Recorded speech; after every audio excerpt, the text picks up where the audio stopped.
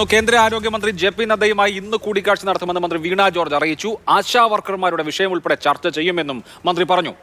19 നൽകിയ കത്തിന്റെ അടിസ്ഥാനത്തിലാണ് കൂടിക്കാഴ്ചയ്ക്ക് സമയം അനുവദിച്ചതെന്നും മന്ത്രി വ്യക്തമാക്കി.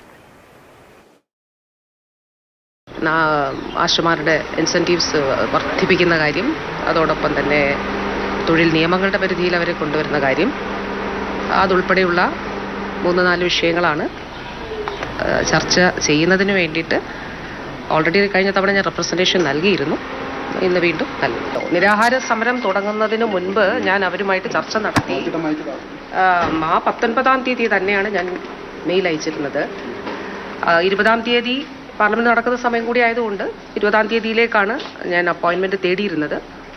അന്ന് നിർഭാഗ്യവശാൽ കിട്ടിയില്ല. അപ്പോൾ അവർ അറിയിച്ചതിൻ്റെ, കേരള ഹൗസിൽ നിന്ന് അറിയിച്ചതിൻ്റെ അടിസ്ഥാനത്തിലാണ് വന്നിട്ടുള്ളത്. ഉച്ച കഴിഞ്ഞിട്ട് കാണുമെന്നുള്ളതാണ് പറഞ്ഞിട്ടുള്ളത്.